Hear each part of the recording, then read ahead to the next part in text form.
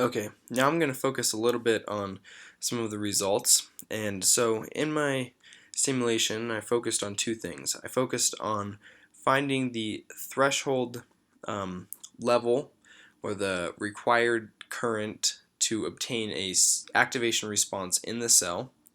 And then I focused on what the response of the cell would be for a input current of 50 microamps. And this was as a baseline test to determine, just as a way of visualizing the cell's response across an equal input current.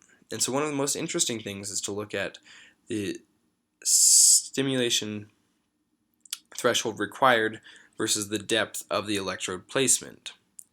So you can see that as the electrode is placed deeper and deeper from the surface of the hippocampus, a much higher stimulation threshold or stimulation current is required. This indicates that the electrode when placed in the hippocampus should be placed on the outer layers so that minimal current is needed to obtain the desired response.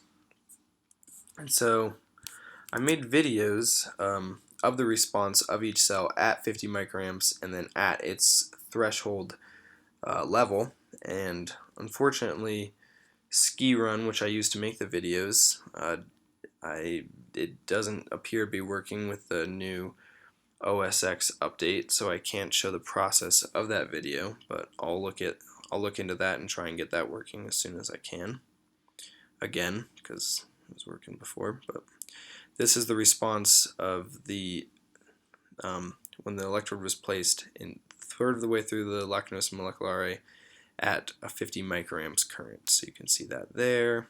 Let's look at, this was the depth 425, which was in the pyramidal cell layer, and this was at the threshold of that. So just interesting to look at. But a couple more of these plots. So this one shows the response of each cell at the 50 microamps, and you can see that only the cells in the oriens and the pyramidal, or only when the electrode was located in the oriens and the pyramidal cell layer, was there any response obtained. And for both of the lacunosum moleculares, there was no response. Now, another interesting thing to look at is at the threshold level, there's a clear latency of the spikes.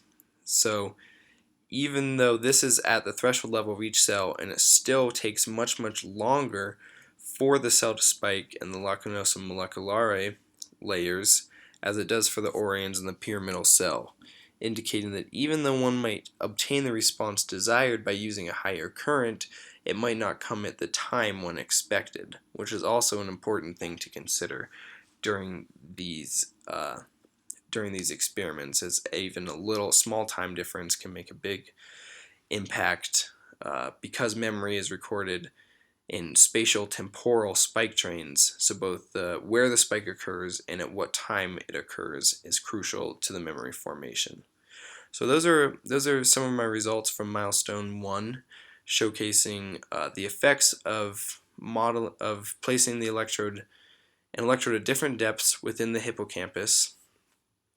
And this shows that there is a very significant effect, and one that should be considered in future experiments. And we'll now be moving on to milestone 2, which is analyzing the effects of ephaptic coupling between multiple cells. And I'll look forward to presenting that at that time. Thank you very much for listening.